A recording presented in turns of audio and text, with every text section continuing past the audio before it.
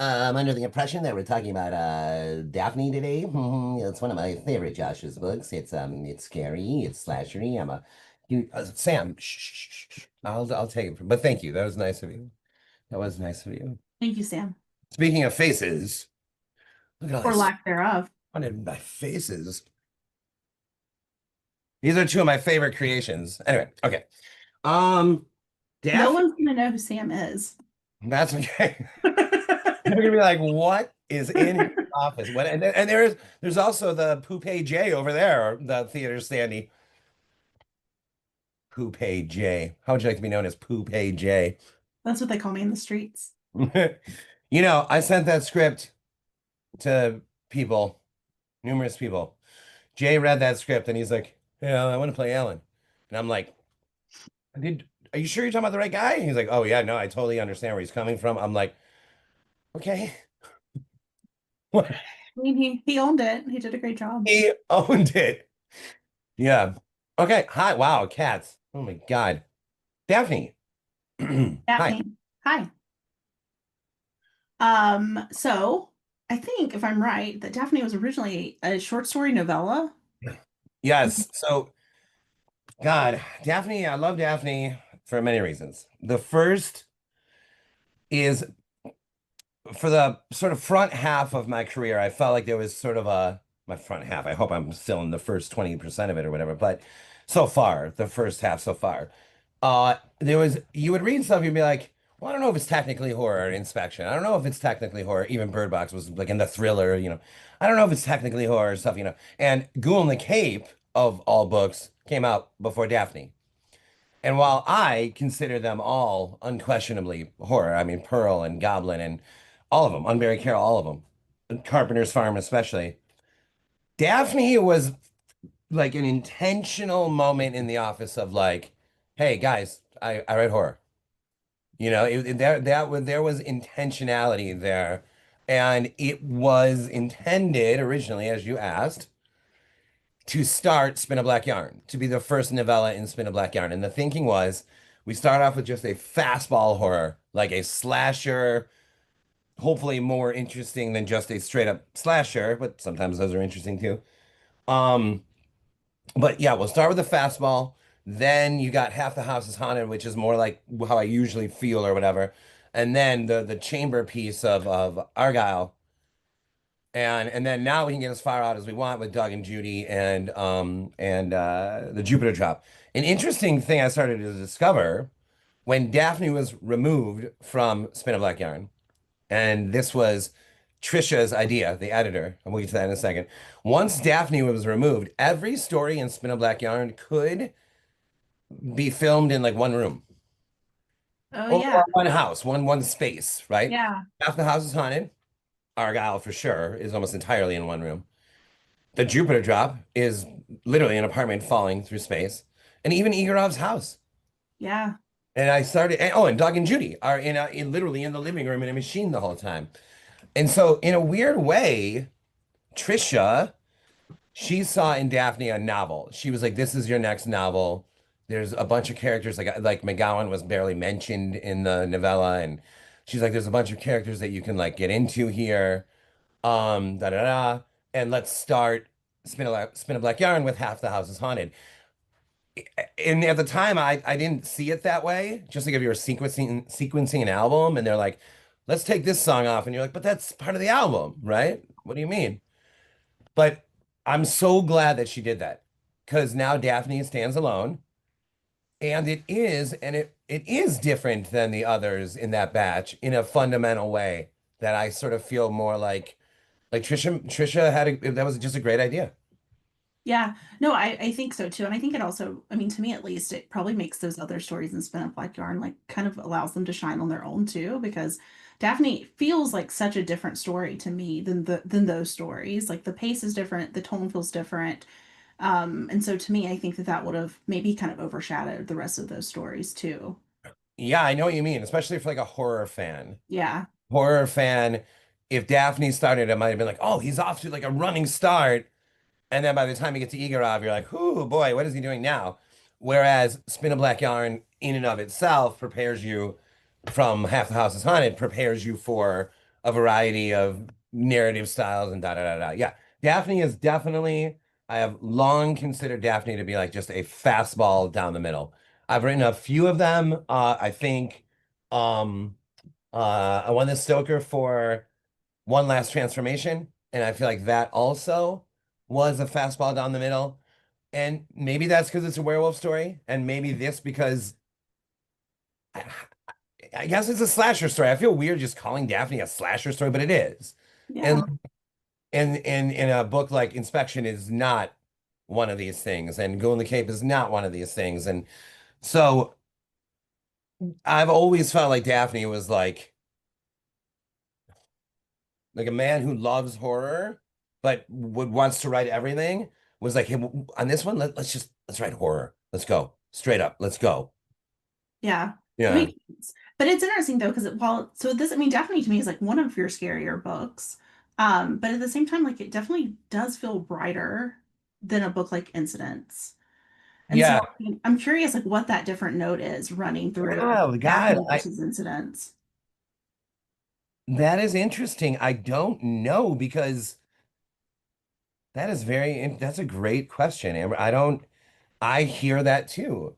And I Yeah. know what that answer is because in a way you could say Daphne is more brutal. You could say that it's like, oh my God, it's about like anxiety. It's about, this like 7 foot thing walking up the stairs. The mom doesn't even see it, and it's like coming in a squirt like squashing girls' heads and stuff, and like just this beast of a thing in town.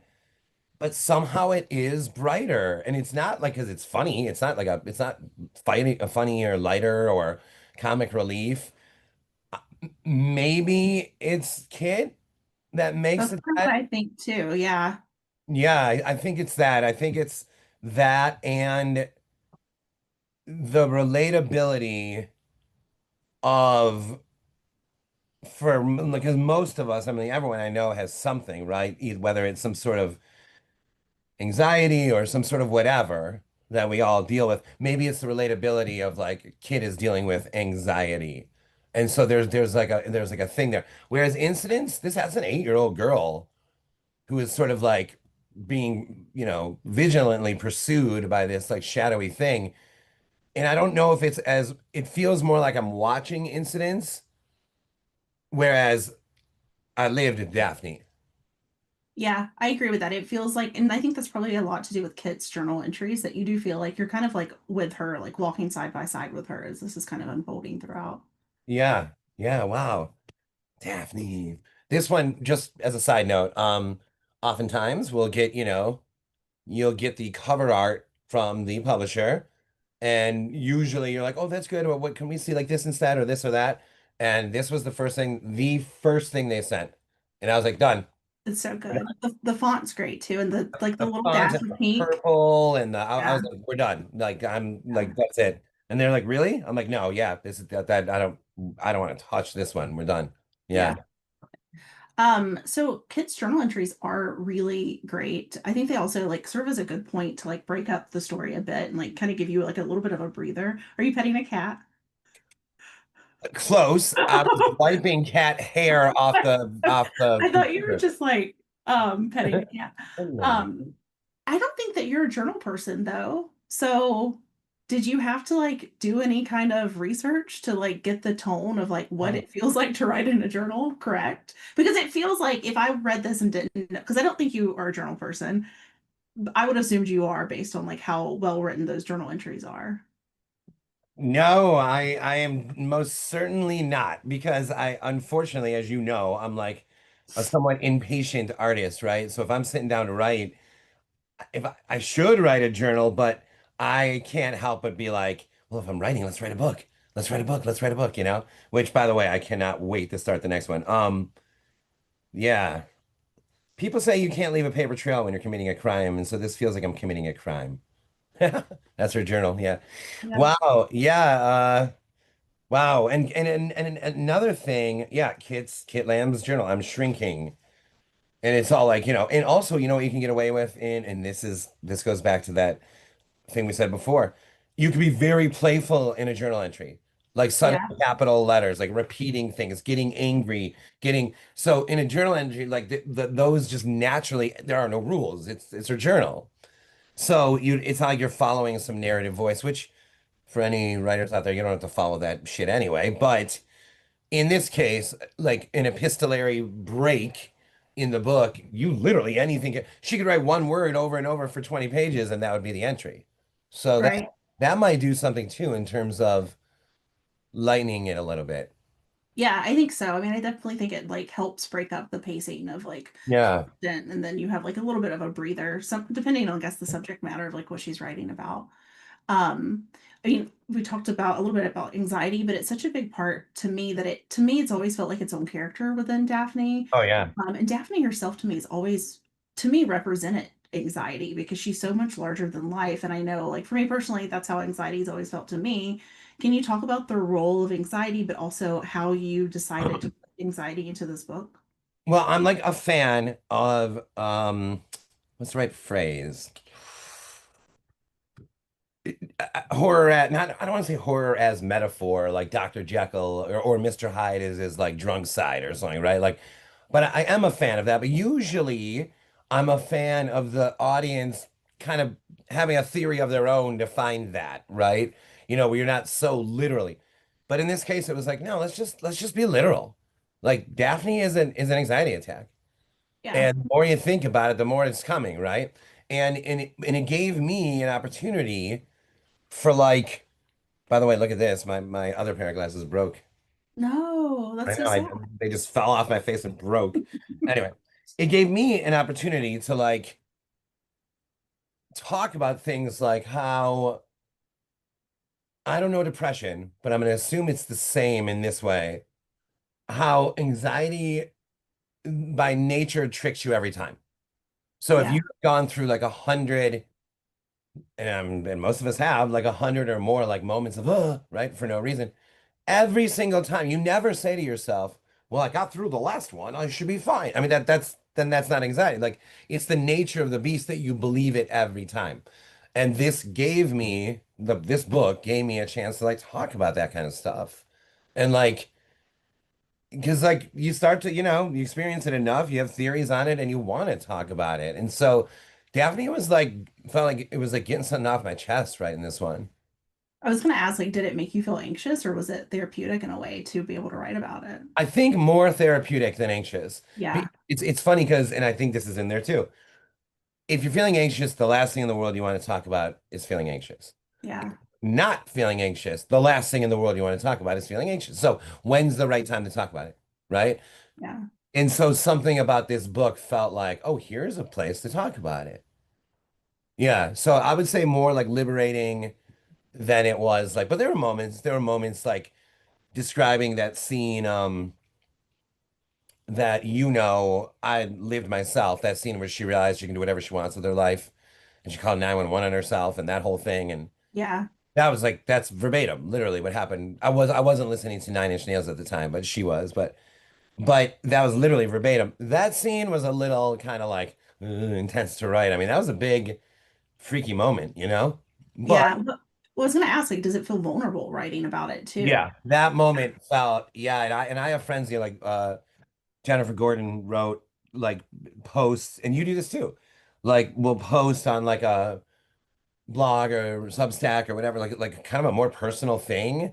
And you've said it, and she has said it, and others have said it, like the sense of like, I feel a little like vulnerable. But Yeah. I've never think about it. I've never have had that until really watching Evil Dead. I've never. When is it me and then afterward or this or that? And even then, those are kind of hard. Yeah. Because you're like, this is you, Josh, the afterward. But then it's also fun at the end of like Ghoul in the Cape to talk for 30 pages about how it's a jam like the Grateful Dead, right? So it allows you to do things also. And I feel like this this book was definitely not like a forward or an afterward or watching Evil Dead, but there were a lot of moments that felt like it was just actually, these are my thoughts on this subject. Yeah. Well, and I think that's probably to me why so many readers when they read Daphne, like they connect with it. And it doesn't just become about like this is a good story. It's like there's something about Daphne that like sticks with them. And I think it is because like that personal part comes through. And it's not like in your face of like, this is me, but it's like subtle enough where I think you can pick up on it as a reader and it brings them a little bit closer to you as the author too. Yeah, I hope so. I hope, yeah, I definitely hope so. And I think also, you know what, I think Daphne herself was also an opportunity for me to start to make like more of a delineation between like Sam Hatton and Goblin. Because Yeah, Goblin is that's my favorite place to be. It's like that is to me it's a certain tone of voice. I have to be wearing the right jacket when I go there, but so it's not like it's easy, but it's so colorful to me. Sam Hatton's not colorful to me. it's It's gray. like kind of gray and Yeah, white and stone, and that's the cemetery's in the center of town as if like a town square cemetery. Like, what does that mean? Jeez. And then like, and so Daphne for me was an opportunity to be like, Walter Camp's fear of being scared to death is kind of fun. Wayne Sherman's hedges are kind of fun. Daphne's not fun. no, Like Daphne's not like a fun thing coming to no. town. And so she also gave me that. She also started to like give me like a little more delineation between the cities that I like to write about or something. Yeah, that makes sense. So Kit at the beginning is referred to as like almost a legend when she makes that game-winning shot. Yeah. And then later on, like it really seems like the younger girls, like they look up to the older girls, but it seems like in particular, like they look up to Kit. And then you also have Kit like being embarrassed somewhat by her anxiety and ashamed. And so then, but then you have Daphne, who is a legend in her own right. And then later, we learn this isn't true, but at the beginning, we kind of think that she's been murdered because she was different and she was like an outcast. Do you see Kit as a mirror to Daphne? Wow. Oh, this is awesome, man. I almost wish I've never thought of that before, and I think it's awesome. That's freaking great. I've been watching, and I'll tell you more about this later. I've been watching horror documentaries lately. Yeah, Um, and people will like propose like theories in these documentaries. One was on the Texas Chainsaw Massacre, and Patton Oswalt's theories on it were just like phenomenal. And I feel like what you just did was I was like watching a documentary about Daphne and you presented the idea of legend in this book. And Kit is like everyone's like yelling, legend, legend yeah, after she makes that shot. That never even crossed my mind. That never I maybe I'll pretend later on one day it did, but that never crossed my mind. And I have to tell this story. You already know it. I have to tell this story real fast for listeners. The book launch for Daphne is one of the greatest moments of my life and one of the scariest. It was in a gymnasium, lights down. I had a Sam Hatton jacket, leather jacket on. Allison was dressed up as Kid and at the free throw line. So I'm at the Spirit of Sam Hatton. Allison built the rock and everything. I'm facing 100 people in the bleachers. Allison in the mist and whatever is full on like gym socks, gym shorts, jersey, literally standing holding the ball as I'm narrating, like this the whole time. But I can't see her because I'm facing the crowd. And in the rehearsal the night before, I'm like, she shoots and she makes it, and I hear a clank, and I'm like, and I just keep reading. What am I gonna do? What am I gonna do? Right. The next morning, I said to Allison, I was like, "Hey, you take that shot, and, just because you missed it." She's like, "I know that." I'm like, "Oh, okay, never mind. I was just saying, dude. I mean, I don't know if I missed it in rehearsal. I might be a little freaked out. Night of the show, unfreaking believable, man. Night of the show. So everyone that came to the show had to shoot a free throw, and I think out of the 100, I think only like two made it or something. That's what someone told me after like those two are people those are made NBA it. stats.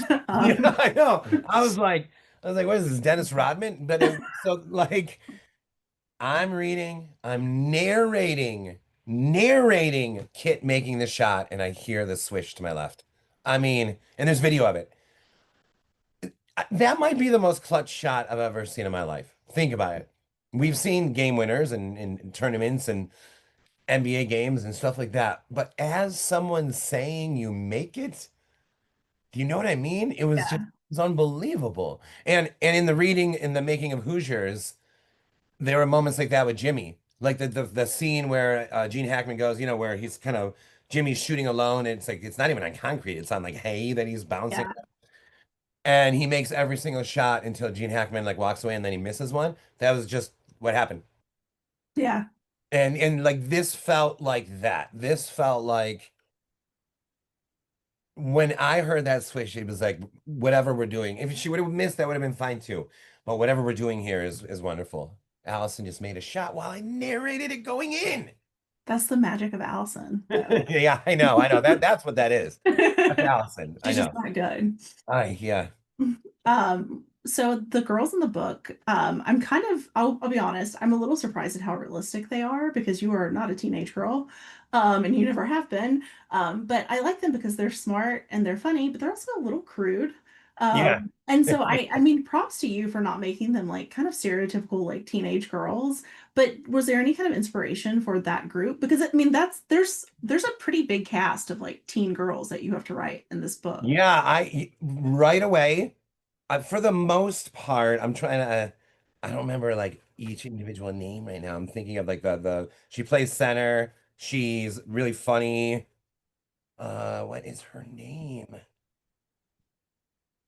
Oh, come on, she was my favorite to write. Where are you? Yeah. Um, it's the one that sees Daphne in the basement of her house, I think. Oh, is that Nat? Yeah, yeah, yeah. I think that's it. Yeah. And it was just kind of like there was this sense from the word go, but I feel like, hey, Mallory, Carol and Hattie, I don't want to spoil on Mary Carol, but Carol and Hattie are more heroic than James Moxley. We'll just say that.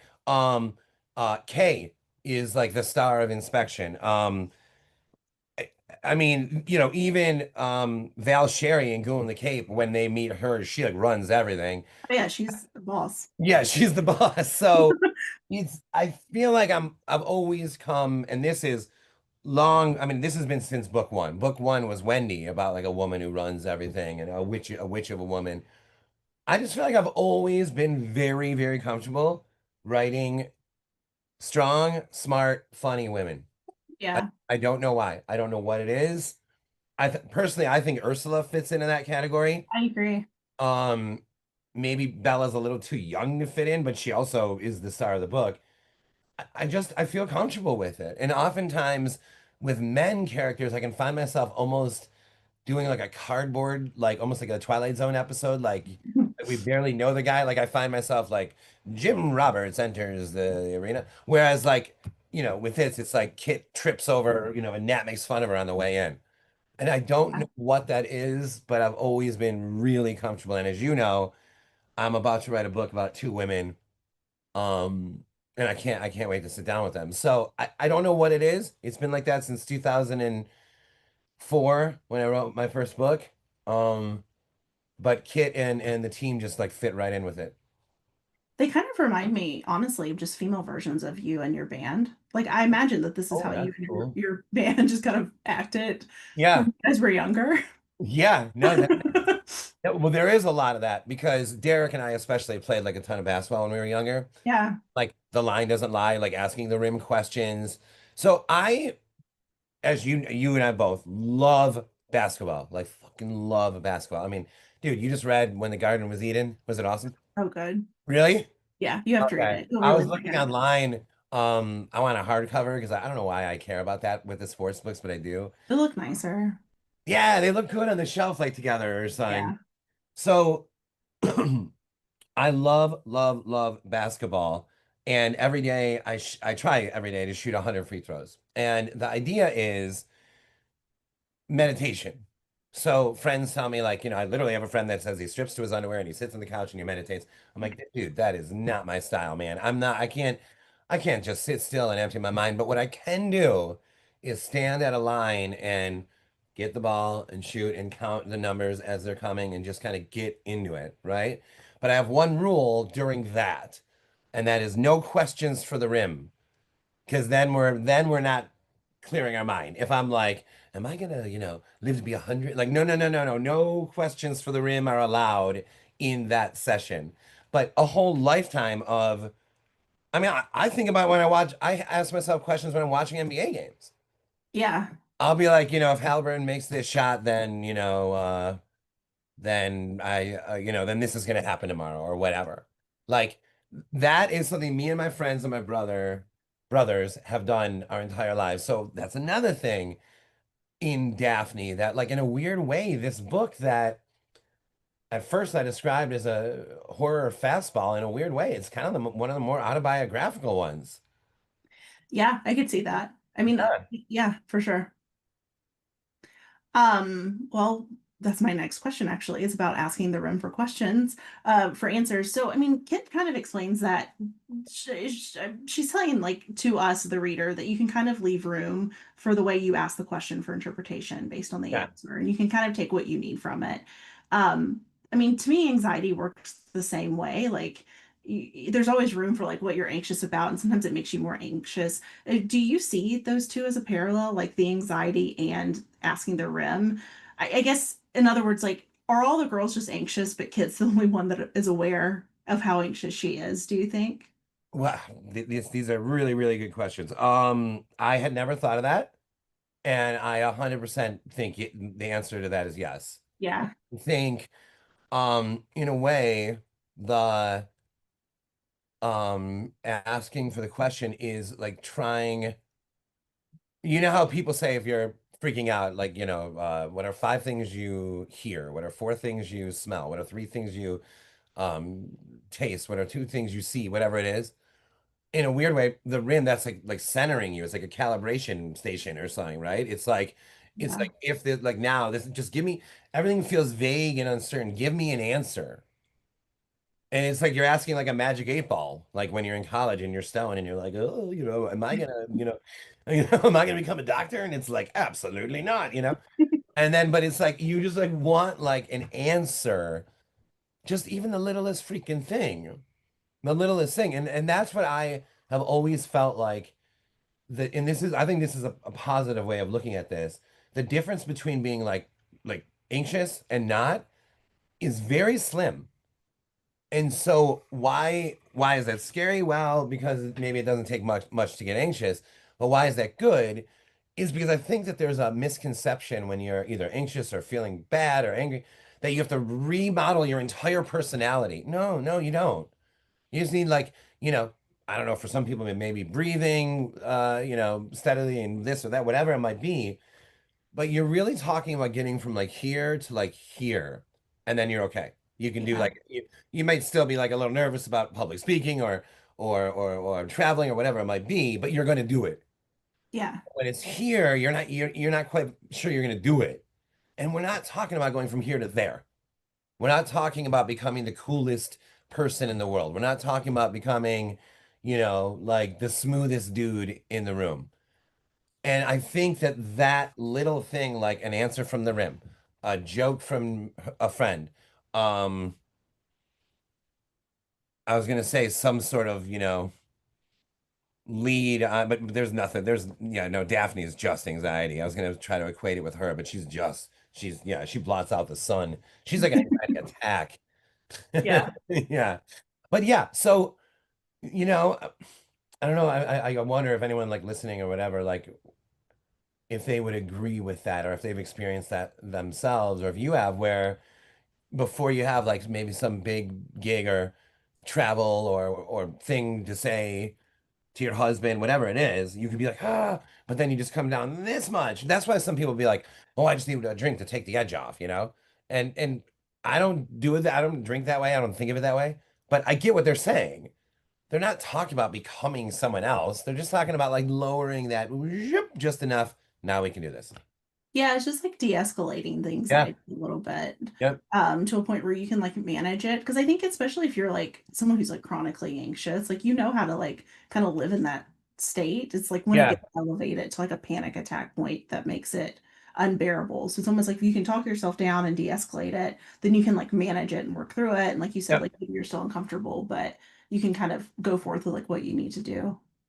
Yeah. Yep. And I think that this book, and like again, I hadn't thought of it that way, but I see that's all over, and the journal entries are that too. Yeah, I mean, it definitely seems like Kit's trying to like talk herself down a little bit Mhm. sometimes, or even almost like make light of a situation to like take some of the bite out of it. She also talks. Kit talks a lot about you can either like talking about it makes it true, and that seems to scare her. But then she also seems to realize too that there's power of like talking about something and then Yeah. just feeling it. Do you have a school of thought that you fall into? So, and does it say in the book those two schools? Does that say that in this book? I think I it does. mean, it doesn't say that's the only two school of thoughts, but like those are the two that are talked about. Yeah, right. Okay, right. There's the one that says if you write it down, it'll never happen because you wrote it down and it's fiction or something, right? Yeah, And the other one that says, no, don't write that down because then like you're manifesting it. you're Yeah, manifesting it. I think for most of my life, I was in the latter. For most of my life, I was in the like, oh, God, and that's not a great place for a horror author to be because you're kind of tying no, your arm behind your back, you know? You're yeah, like, no, you don't, I don't want to talk about, God forbid, like a pet dying or something, right? Because we don't want to manifest something bad, right? I think I've become more of the former now, where now it's like just do it, say it, talk about it, do it, write it, like and there is something liberating about it, and it yeah, would almost be like a ridiculous coincidence if you wrote about your character breaks his leg and then you broke your leg the next day. I mean, it would almost be like astonishing, you know. yeah.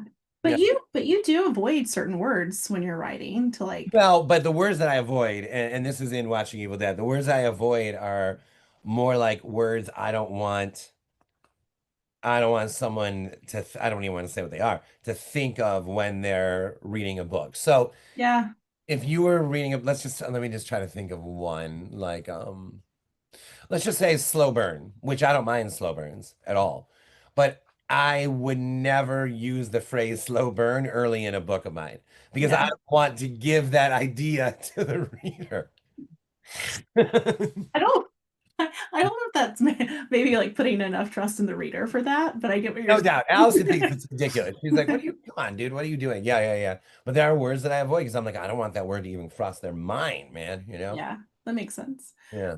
There's also Kit talks about her, I think it's her English teacher, Miss Royce, and Miss Royce is telling them like it's okay to know like when you're living within a side a memory to be and like a landmark moment of your life. And to me, it kind of seems like Sam Hatton is living, like the whole town is living in this like memory to be or landmark moment with Daphne, but no one's willing to talk about it. Yeah. Yeah. You know what? And that's, I really want that to be like understood that it's not like a communal pact. It's not like if you went to Sam Hatton, people are like, Philip, we Yeah, don't talk about the harvest, like, no, no, no, no, no, no. It's more like they've all like subconsciously like silently agreed. We don't want to think about that because that's going to come back if we think about that. yeah. And so like everyone just sort of like wisely, and then a bunch of teenage basketball players come on the scene, and one of them's got a little bit more anxiety than normal, and she starts thinking about this story that I think Nat tells her, right? Right? So At yeah, the sleepover. She yeah, starts thinking about this story a little more than she should, and then, oh, you know what scene I love is the okay, which girl is which girl right now? The one when looking out the window and sees like someone riding a bike. yeah. I think Like, that's Kit. is Is that kid? I thought so because it's like they ride by her house twice, I Yeah, think. yeah, yeah, yeah, yeah. But that scene, man, just freaks me out. The idea I of like don't like that. you can almost see like this like giant lanky So, with like long hair, like at night, like coming under like the street light, and then like a 7-footer on a bike, like vroom. And it's like, and then like vroom, and getting like closer to your house, and you're like, what's going on? And then to see Daphne actually standing in the yard, like looking up at the window, and again, 7 feet, she's probably not that far down and not that far below the window. no, I don't. No. Did you make her 7 feet tall to make her bigger, like big, but not like unbelievable? Because like you can be close to 7 feet tall. Yeah, maybe it's the basketball fan in me, and to have a 7-footer, and you know what I mean? Like Yeah. it's such like it's like a marvel or something, Yeah. Yeah. and like, and there was just something so cool. I don't know that has there ever been a 7-footer in like the WNBA? Like Lisa Les is like 6'9" or something, or I don't think I so. don't think there's been a 7-footer. Maybe we could look this up later, but yeah, I just love the idea because it adds like I didn't want Daphne to be like some sympathetic character, and like you said, there's sort of that mention early that she was an outcast and was hurt for this, and later on we're kind of told like, no, no, no, Yeah. she was just bad, dude. Yeah. Like that candy shop scene, and like, no, she was actually really bad. And Terrifying. oh, that scene where they go, It makes my skin crawl thinking oh, about it. the Daphne house with like the pan, the pots of Mm-mm. pan, the stains on the like the No, kitchen walls and stuff, and you're like, wait a minute, what was going on in this room? Like Daphne is scary. Like it's a really scary book. she is scary, dude. Like what? I think it's Nat that is like looking out the window in like the office or whatever upstairs, and then Daphne like stands up in the chair. Yeah. That scene, I was like, oh man, when I was writing that scene, like she didn't even like see her there. This 7 foot thing that No. reeks of the bar. That's another thing that was fun to have. Daphne like smell like a bar. I do love that she smells like a bar. I do too. It makes me like her a little bit. Me too. I was like, maybe she's not that bad, guys.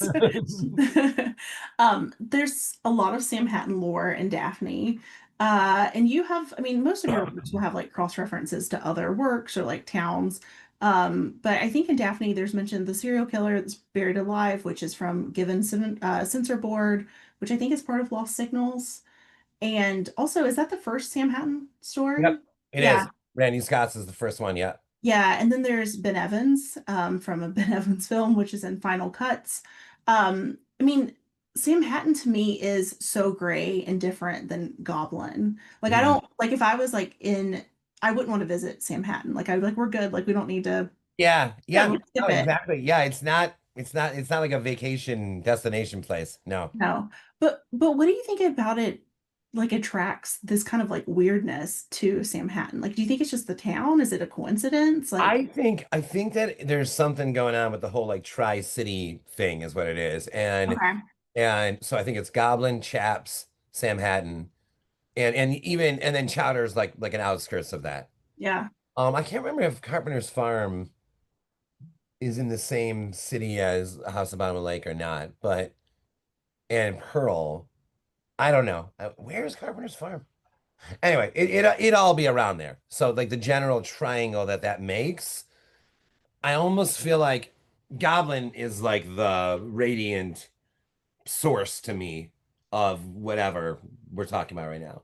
yeah, But there's some sort of math involved that's including these other. My favorite, like where I would live, is Chaps. That's where I would live, and yeah. that's where Forever Since Breakfast. That's where, as you know, a big chunk of the last great painting in the world. That's where I think Ruby and Teresa are going to be. Um, Chaps to me is like, oh, isn't Incidents also? Is it set in? Does it say? I should know this for as many times as I've Because I read the think they book. go to the Chaps Zoo. I think you're right. I think so. And that to me, I don't know what it is. That's sort of like the most like it's not as industrial cold as Manhattan, but it's also not as like fantastical, colorful as Goblin. Like It, I could see being like, hey, Allison, let's get something to eat in Chaps, and like loving the bookstore in Chaps and like that kind of thing. it seems like I don't mean this in a bad way. It almost seems like the suburbs to me. Yeah, yeah, it is like that. Yeah. Whereas Yeah, Goblin's more like sort of like, whew, like New Orleans, we got to be ready for Goblin or something, you know? yeah, Yeah, yeah. yeah, And, like Sam Hatton to me is like almost industrial. Like it's like yeah. more industrial town. One of the most terrifying parts of Daphne to me is that man that's under Kit's bed. Because it's terrifying that he's just like under there and she sees him. Oh But then yeah, when Kit realizes like he's not there to hurt her, he's just there to watch her die. yeah. That's more terrifying to me than if he was there to actually hurt her. Yeah, no doubt, no doubt. No, he just wanted the front row seat of like he's like a Daphne cultist. Is there a word for that? The vanguard. Yeah, the Vanguard. Yeah. And Yeah, yeah, that dude, man. He's like, I'm not. I just wanted to watch, and you're I like, hate it. you wait, what did you want to watch? No. That is messed up, man. During my rereads, I always try to anticipate when that is so I can skip it, and I never remember, and then I just terrify myself all over again. I do not like it. I don't like the Yeah, bed that scenes. that that moment's a bit of sleight of hand. It is because. Kit's like looking like somewhere like in the mirror or something, and then like talking, Yeah. and then back in the mirror, and like in the mirror she sees like under the bed, and yeah, that and oh that guy. But you get double scares out of it because you get the reveal that there's someone under her bed, and then you get he was just there to like watch her be harmed. Yeah, it was, and a lot of people are like, "Whoop, we caught the guy," and it's like, no, No, you no, know, you you did. know, one thing that I loved writing was McGowan's like crossing the line stuff. Yeah. Like I loved writing that stuff, and none of that was in the novella. And I loved and even her boss at one point is like essentially gives her the green light, like like settle this, like end this, whatever the hell this is, like solve this. And but that scene where she's like lying to I think that guy when Yeah, I she's think like lying, like flat out just lying to him about stuff, yeah. and I think in either the last place she was or this one, she like physically assaults him. Maybe Yeah. the last place, but like I love that about McGowan. It's almost like that scene where Batman starts beating up the Joker, and you're like, oh God, like no, this isn't. You're not allowed to do this, right? And it's what Yeah. do you mean we're not allowed to do this? Like, there's a 7 foot like ghost demon like killing kids in town. I'm allowed to do whatever the fuck I want to end this. Not a ghost demon. I feel like McGowan and Ursula could like get along. Like I feel like they Oh, could, like grab a drink together and hang I out. you know what? I might throw that in somewhere because Yeah. those two, yeah, I Like can I see feel like they that. would like just smoke a cig outside and like Oh, hang that out. would be awesome if McGowan was at that party where Marsha sees other mommy. That would be Yeah. amazing. Yeah, yeah. And she probably is like, you know what, like kind of fuck Russ. Like you do what you need to do, Ursula. Like I Yeah, feel like she would be like women yeah. supporting women. 100% agree. So Kennedy, when she is dying, she realizes that Daphne's not an outsider. Like she's never been on the fringe. She wasn't an outsider because if she was, she would be empathetic and she wouldn't Mhm. be doing this. That's What the meanest part of the book. Yeah, it's horrible and you feel Yeah. terrible for Kennedy, but I mean, what went into the decision to make Kennedy be the one that really reveals that? Because she's not a major part of the story. Like she really is just in maybe a few chapters and then she dies. So it was because if like Kennedy's, I think it's her like birthday and she's leaving and everything, right? Yeah. And so it's like literally the most of all although Kennedy seems like what's the right word? Not self-pitying. She's not, No. no, she's like, whatever. She's a happy person or a content, but also wants to seek out more in life.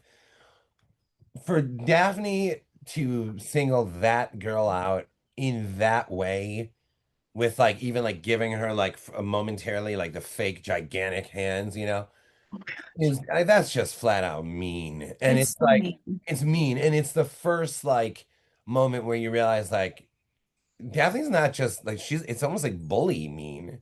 Yeah. Yeah. So Kennedy made sense because God, I could write a whole book just on Kennedy. I like loved her. In fact, the original in the novella, I'm pretty sure Kit's name was Amber and Kennedy's name was Kit Lamb. Really? Yep. And then I turned it in and then I said to Trisha, I'm like, Kit Lamb, that's a great name. That should be our star's name. Yeah. And then I had to come up with a different name, and I still wanted to, for whatever reason, stay with the K's, K sound of her name. So that's how she ended up being Kennedy. But yeah, I could see an entire novel of like Kennedy. I could too. I mean, I kind of want to know more of like her backstory and Yeah, what she was up to before yeah, that. me too. Or even if there was some impossible way for her to carry on or something, because she was interesting. Like I wanted to follow her out west. I wanted to like follow her. Like I want to know what she experienced in life. Yeah. Yeah, but She yeah, seems like the most realistic of the girls too. yeah. Like, yeah. When Emily and her mom are leaving, there's this lady that like comes in the street and she seems like she can see Daphne. And from what I can tell, she seems to be like one of the only adults that can actually see Daphne. Is there a reason that she's able to see her and no one else can? I don't know. I think that sometimes we like break our own rules, throw these things in. Like the thing that comes to mind is It Follows, and they're in Yeah. the movie theater, And he says to her, "Do you see that woman in the yellow dress like at the door right there, whatever?" But wouldn't the woman be like walking towards him? Like that's what they do. The whole movie is the thing Yeah. walks towards you, right? And he's like, "Do you see that woman?" And she's like, "No." And he's like, "Hmm." And he's like, "Okay, we got to get out of here then." But it's like that's he just broke his own rule. What do you mean she's just standing in the door? Like they keep coming towards you in that movie. But what that does, having something like that to me, is like it suggests there's more to this whole like myth and this whole process than just the rules that are stated in the book. And and like there's something maybe a little more mystical going on. You mean there's people that can see Daphne? Like there's adults that can like see her like clearly. Or why is this woman? Is there some sort of arrested development? Is she the reason Daphne's has she never stopped thinking about her and talking about her and da da da? I mean, like, so to me, that kind of thing, there will be intentional moments of like, yeah, break your own rule. Yeah. Well, Yeah. I took it, I didn't know if it was that or if maybe like she's been going kind of on a spree at this point by the time she gets to Yeah. Emily. Like, is she just getting more powerful and maybe like a little more, like a little less careful, but also because of the power, like more people are thinking about her, like that kind of like makes her manifest more to like a physical shape that other people can. Yeah. No, that makes sense. Yeah, I like that theory. I do.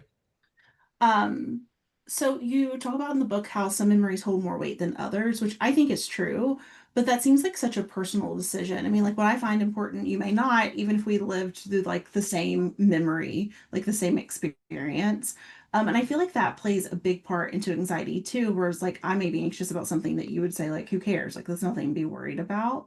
Um, what about Daphne and the murders do you think, though, made that such a big deal to Sam Hatton, where everyone in the town seemed to care about it? That's a good question. God, you have really good ones. I mean, I keep coming back to entering Daphne's house and seeing the stains by the stove and like Yeah, all of that. And I think it's just so unfathomably brutal and wrong. And possibly that there everyone had maybe even believed some sort of rumor that, Daphne was not justified, but was like bullied and sympathetic. And so when realizing no, there was like just a flat out evil, like just a flat out nastiness in this town. I mean, there is the vanguards though. yeah, There is the cult of those who are for her, you know? I don't know. I don't really have a great answer to that, but I'm gonna think about that. yeah. Well, and kind of in the same vein, like they're in the you like they talk about this in the book. I think it's Kit who's talking about like trauma is almost comfortable because you kind of like this is the worst that's going to happen. And Yeah. I mean, it seems like a town who is just like living with trauma but suppressing it. I mean, and I know we've kind of talked about this, but do you think there's power in like knowing this is trauma and this is as bad as it gets, or do you Yep. think it's better to just suppress it and kind of like move on and like No, no, no, pretend definitely it the didn't happen? Yeah, I mean I can see scenarios for both, but yeah, definitely yeah, the former. Yeah, yeah, yeah, yeah, yeah. Because oftentimes, and this is true of anxiety, and again, I don't know depression to speak to it, but for some reason I always imagine them as having these similar qualities or something. But yeah, with anxiety, you're like, now you're there. Like this is it. Like this is the thing you were scared of. Now we're here. Like, okay. All right, now that I'm here. I'm not exploding. I'm not crumpling. I'm not turning into, I'm not freaking out. It's like so like to know the actual like experience, the parameters, and in this case, the bottom, the trauma of like Daphne, it's not like a sense of like, well, I know how bad it is, and it's not like, oh, it wasn't so bad. It's more like, okay, now I know the range. Now I know the spectrum. yeah. And I think there is something comforting in that. Yeah. Yeah, that makes sense.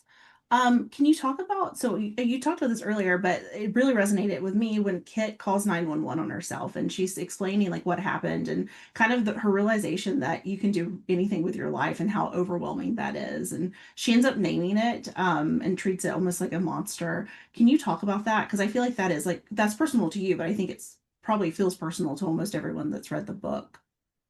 Just that whole scene, you mean? Yeah. Yeah.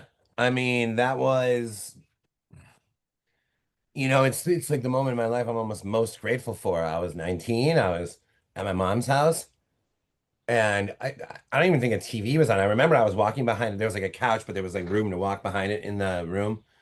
And I literally remember I was walking by a couch, and the idea, whoops, sorry, my my phone must have rang and the screen vanished.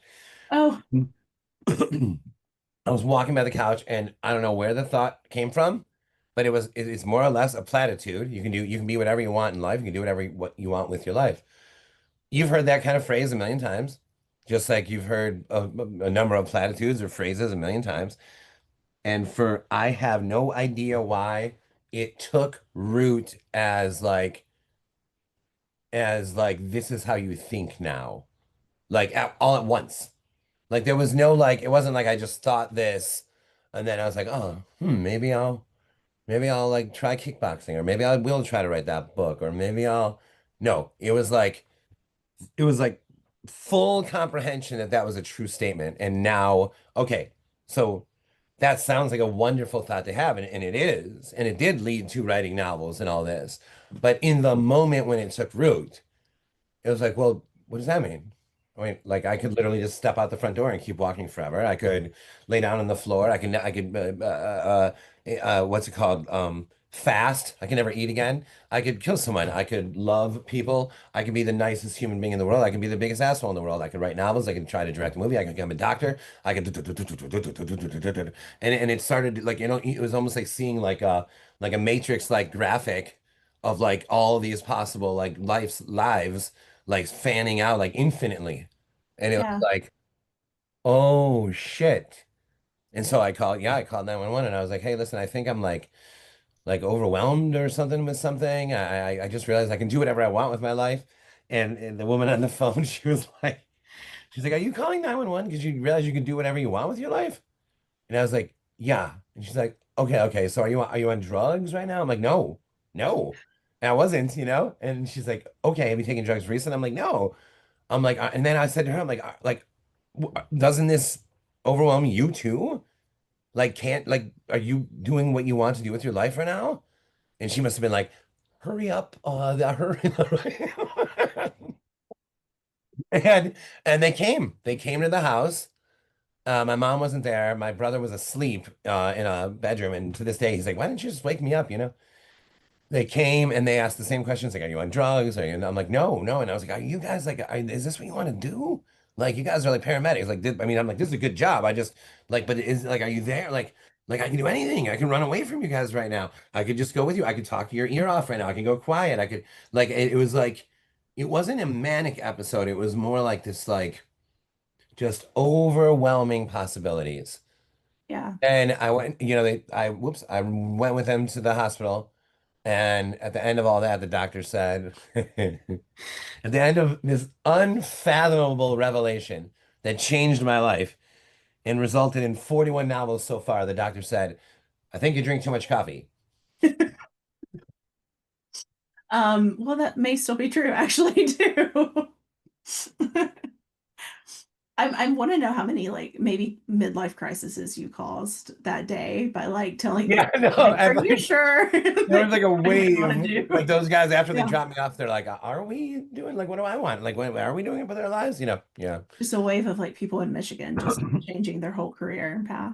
And I called my mom from the hospital, and back then, it was 19. That I called from like a payphone, and I was like, "Hey, can you come get me from this hospital?" And she's like, "Wow," And I told her the whole story, and she's like, "No, just," she's like, "I'll get you."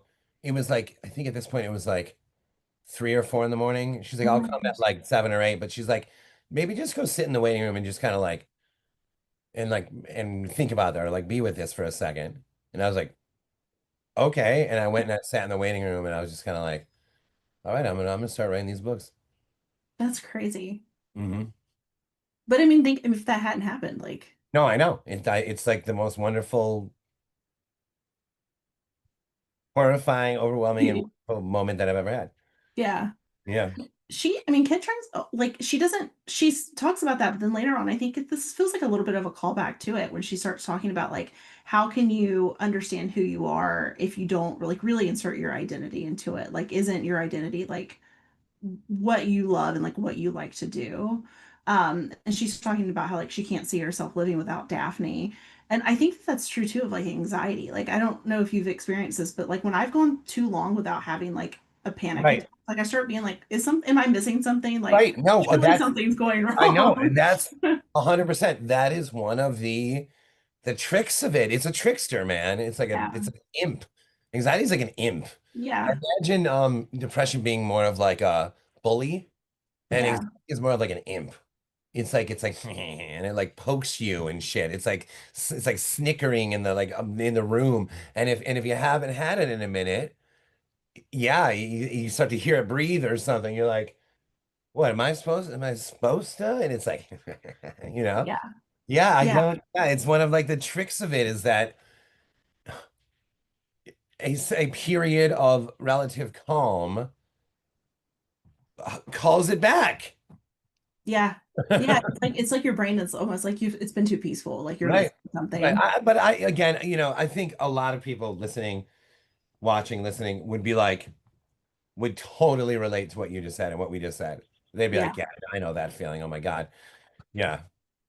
Um, I think this is kind of in the same area of the book, but Kit also says like, and may you reader never keep quiet about the things that need talking about, which seems super timely to read now, especially. Can you talk about the importance of that line as like a whole in Daphne? Yeah, because I think that the idea is, again, it wasn't a pact, but the whole town is like, we don't talk about these things. But then meanwhile, our whole lives, people are like, we don't talk about religion or politics. And what are the two most fucked up things in the world right now are religion and politics, right? Like, maybe it would have been good if we talked about them. Yeah. Maybe it would have been good if, like, in a healing, healthy, smart, intelligent way, we actually discussed these things so they haven't reached this like fever, idiotic pitch, right? Yeah. And so I think that that's in a sense what she's saying is that like even if talking about her and thinking about her brought her here again in this full-blown second act of hers or whatever, it's better because we're facing this. Like she's here either way. Yeah. And now we're like actually like facing this thing. I understand in the book characters die, but think of it more philosophically than literally. And Yeah. and like so like to actually, yeah, that's the moment where a kid, is essentially like saying like that's essentially where she becomes like an equal to Daphne. Is that Yeah. moment? Yep. One of the parallels that I saw between Daphne and Incidents is that it seems like the parents they believe the girls, but they also are trying to be as supportive as they can be. Some of the parents aren't perfect. Was that important to you that the parents of the basketball team, like they don't kind of like dismiss them, but they Yeah. really just like immediately seem to know, like, well, this is what this is. I have been since book one, I have been a fan of that. Like, let's Yeah. skip all that bullshit of nobody believing this shit. And I later read that Clive Barker said something along the same lines. And I've also seen Tananarive Due say the same thing as well. It's like, Yeah. hey, let's not waste any of our time with like trying to convince characters. I mean, there's like horror movies that are like 70% is trying to convince somebody. Yeah. It's like let's just get to it. And also what that does though, not only do we get to the, where we want to be story-wise and the more interesting things than just trying to convince a character, it also gives like a ton of character light on the parents Yeah.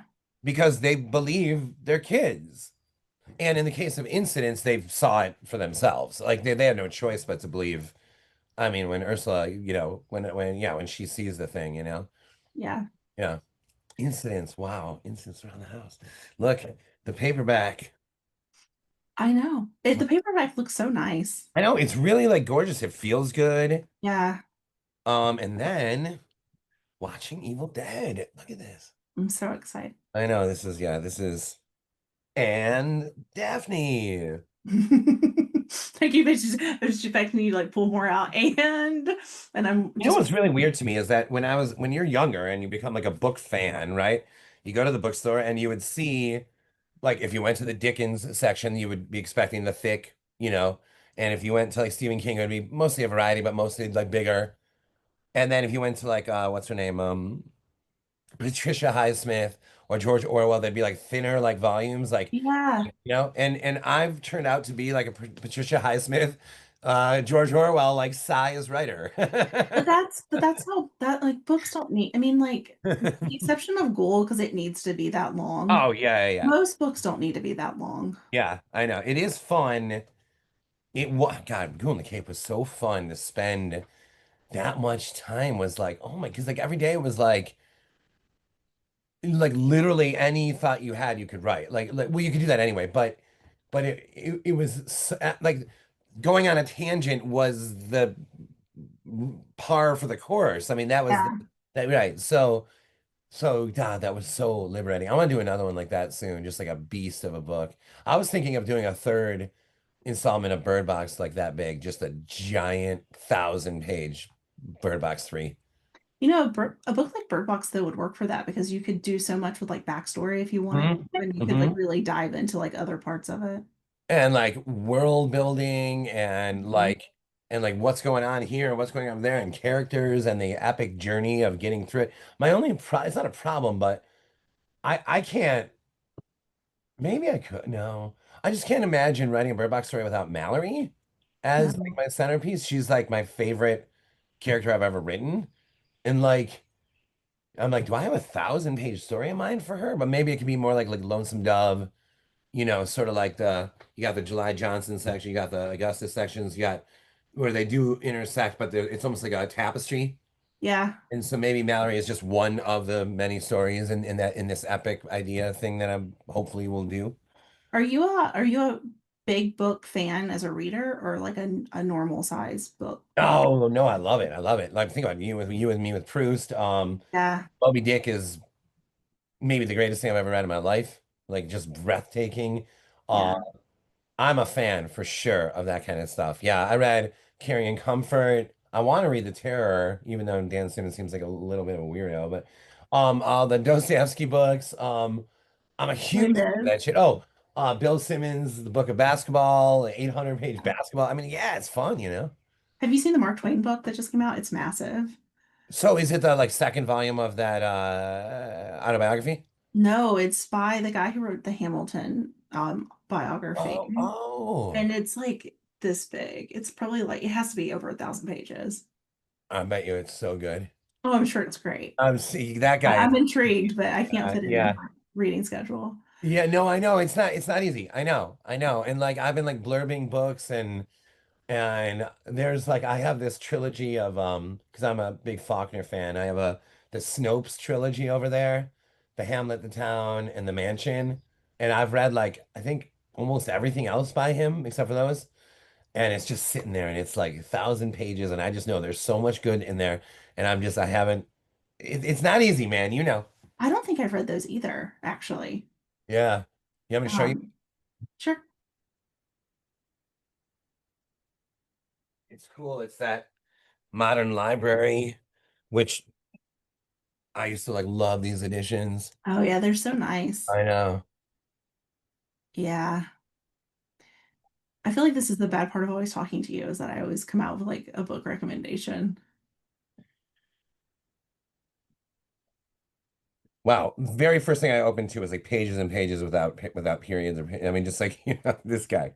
We give you Angel Down flashbacks. Oh, that book. I know. We saw like the filming for Whalefall and stuff's going on and How exciting for him. I know, dude, he's one of the best. Yeah, for sure. One of the best in the world. Um, your reveal of Coach Wanda being the girl that Daphne kidnapped is super well executed. It really, the first time I read the book, it caught me off guard. And to be honest, even in my reread, I'd kind of forgotten. And then when I got there, I was like, oh, yeah, that's right. Can you talk about that decision, but also if you had timed that differently in any of your drafts, like if it came earlier or later? That's a great question. I, in a sort of general sense, I, and again, it's funny, Daphne, like I did different things, but in a general sense, I I don't really think in terms of reveal. I don't think in terms of twist. I don't think in terms of I just in a general sense I don't. And this one was just too right to me. It was like with her at the beginning and talking to Kid after she made that shot and like and like you just get this like blooming idea like Wanda almost like was is aware that like these girls or at least Kit are going to be the exact kind of people that are going to help bring Daphne back because Kit's not going to be able to stop thinking about this and da da da and all this. And then I just liked the idea of keeping it all in the family. So to Yeah, have the coach involved, it's still part of the basketball story, right? So I think it was always in the same spot. I think, um, yeah, I think it was always in the same spot. And like I actually like I would like to be like a fly on the wall when Wanda was like home alone. Ugh. me too. Yeah. That would be like freaky. Like, It kind of makes me a little sad though, because Kit and the girls, like they look up to Coach Wanda so much, and it feels a little bit like a betrayal to them. well, also, what would Wanda have been like if she wasn't taken? Yeah, that's Like true. that's like, oh God, like Wanda probably would have been like a nice, normal, whatever, but like no, she was like essentially like raised by this like, in that fucked up house. I bet that house smelled so bad too. Oh God, oh God. I kind of want to find that part right now where McGowan's in there. I haven't read that in a minute, but I want to. Okay, let's see where are you? Where Is are you? she in there or is she just looking at photos of it? Someone's in there, right? Or if not, then there was a draft where there was. Oh, is it her the boss slides it across the table, the photos? Yeah, Yes. And then she goes into Wanda's house. yeah. Yeah, yeah, yeah, yeah, yeah, yeah, yeah, yeah. Okay, so I'm looking for On my in my ebook, it's on gotta be like 193. 93. Okay. Yeah, yeah, yeah, yeah. Here we go. Okay, so I have Holland. Let you please. Okay.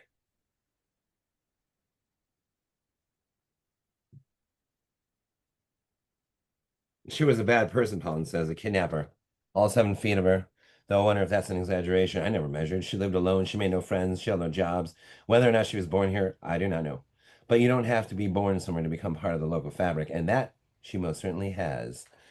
I haven't thought of Daphne Van in close to 10 years, and it must have been close to that before the last time I did too. The journals you read, I read them. I suppose she must have crossed my mind then, but I have no recollection of that. Just as I imagine I'll have no recollection of this conversation we're having not long after it ends. What are you saying? You're not from here. You're still new. And so, right, it's not an intentional forgetting, right? Hold on. No, it's not an intentional forgetting. It's almost like you're saying trauma, right? And Yeah, it's like squash trauma. subconsciously their brain Yeah, just like I can't live with this, so I have to and just forget it. being aware that you're doing that, which is weird. Yeah. Right. So, okay, here it is. Mm-mm. I've got trauma like that, Paul says. A camp counselor, a woman, did things with me she wasn't supposed to do. Maybe it's why I got into police work. But it's funny, I almost never think about her. And when I do, she sort of comes downstairs in the house in my head, shows herself, and then heads back up. Then I just don't think of her again. Most of the time, I forget there's even a second floor. The photo is slid across the table. Its body parts in the sink. Small arms and legs. The fingers give it away. Ah! McGowan braces herself for the next photo. So, oh, it's on a phone. She's Yeah. showing them right, right, right. Sam Hatton has one of those too, and her name is Daphne Van, and the entire city only thinks about her when she comes downstairs. The second photo is worse than the first, if such thing is possible. Its small hands in water yet to be boiled in a pan on the stove. No! No. This book is like, It's wow, dark. Yeah, Daphne is dark, yeah. I see some people, they're like, yeah, I mean, maybe if you're looking for like a YA read, you could do Daphne. And I'm like, I know. it's not, I know. not YA. I feel like Daphne is like misunderstood or misrepresented or something. Yeah, I know. no. Yeah. So I mean, Kit really confronts not only her anxiety, but also Daphne like head on at the end. Did you ever have a different ending plan for Daphne and for Kit? Yeah, I had one where, well, I don't want to spoil it. You don't. Well, okay. Can I spoil it? Yeah. Okay, yeah, I had one where Daphne kills her. Okay. Yeah. I was like, why And, can't you spoil it? and I'll tell you, and I hope this doesn't spoil something else. I'll just put it this way. It was almost impossible to write that, but like I wanted to. I wanted to, but it was like freaking almost impossible. I wanted Daphne to like win in the end, but it just something about it felt like I was just doing it to be cool or something, like, ooh, my dark ending. And then, but because I didn't do it there, I I won't say which book, but it was a book that came soon after. I was like, I'm fucking doing it here. I will cut this out, but I was gonna say, like, is that the reason that you went that route with the Yep. incidents? Yeah. Yep. I had because I got to that same moment and I'm like, this time you got to do it. You got to do it Yeah. this time. Yeah. Yeah. I wondered, I mean, when I was first reading Daphne, I thought like for sure Kit's gonna die. There's no way she makes it out. I was thinking that too. Yeah. Yeah. Hmm. I mean, I also kind of just feel bad for her though for having to live because she has to live with like this the rest of her life, which Yeah. just doesn't seem very fun. There could be like a second, like some awesome but different version where it's not just Daphne going around killing people, it's some version of this of like Kit in college or Kit like with a family and Yeah. then somehow encountering this again. Like I might just write that just even as a short story just to feel it or something. Maybe Kit's actually the one that knows Ursula. Yeah. She probably knows oh, what's the girl from the bookstore? Oh, yeah, so I was wondering that if the girl from the bookstore knows, oh shit, I can't remember her name now. The I girl wonder if she from, knows Lois Anthony. yeah. Yeah. Do you think she does? Yes. 100% Like Lois I Anthony is I was taking that thinking that when I was bookstore. reading it, I was like, I just know this bitch knows Yeah. Lois like Yeah, no. this. I Lois know it. Anthony likes going to that. She goes to Sam Hatton to go to that bookstore. Yes. Yeah, she has to. Yeah. That's all I have. So I don't know if there's anything else you want to talk about for Daphne. Just, I would hope if people were like interested just to think of it in terms of like all the questions you had in terms of managing anxiety and then like the opening up of you can do whatever you want with your life that kid has and think of Daphne less as like urban legend and think of it more as like state of mind. And I think when you read this book in that way, when you read of Daphne as a state of mind or a mood or an experience you're going through, rather than like an urban legend like Candyman or something, which is awesome, but you get what I'm saying. Yeah. I think when you read this book as more of a state of mind, then you're getting the full book. I think if you're reading it in terms of like Candyman or something, then you're kind of missing like all the like I think fun, interesting like stuff about anxiety and identity and like all that stuff. Yeah, I agree with you. And I think if you go into it that mindset, it's a also like a richer reading experience too. Because I know the first time I read it, it was almost like, oh, I was terrified. But then once that kind of settled, I was like, oh, thank God someone else like gets it. Yeah, And I no, think it right. makes you just feel like immensely less alone with like how alienating anxiety can make you feel. Yeah, that's like the fantasy for me is that a reader reads it and is like, all right, this guy goes through shit too, and I'm gonna be okay. Yeah. Yeah. I Even definitely. though, even though he almost did kill Kit. See, there was also that. I couldn't, how do I kill Kit? If Daphne, that would mean that anxiety wins. I couldn't do that. I just couldn't do it.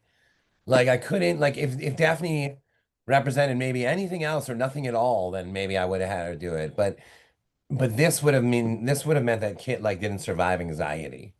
Yeah, that's a good point. I couldn't give that to a book. Yeah, that's fair.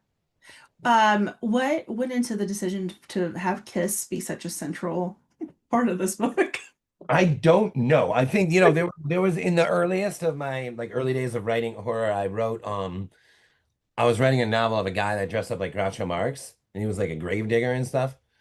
And then I saw like years later, I saw like some preview for like there's a movie, there's like a villain like that from a movie from the 70s, a horror movie, and I was like, oh shit. I was like, I wanted to be the guy that wrote the Groucho Marx horror story. And then like, so I have through the years, like when you see sort of like I'm looking right now at the poster for Sunset Boulevard and Gloria Swanson. Like I can almost see like that. Well, it is kind of like she is like a horror character in that movie, but like I can see like someone dressing up like that and doing something, and so there was something fun to me. It's like it's Kiss-esque. It's more like Kiss makeup if you found it on like a bloated, drowned body in a river. Okay. It's What like a visual. maybe this was Kiss makeup. Let's say let's get this thing back to the morgue, Yeah, that makes sense. Thank you. Yeah, that was great. That was great. And now I'm gonna take a nap, right? Delphine? She looked when I said her name. Delphine? Hey, buddy. Hi, pretty one. Oh my God, she just yawned. All right. You. Thank you. Yeah, that was wonderful. Okay.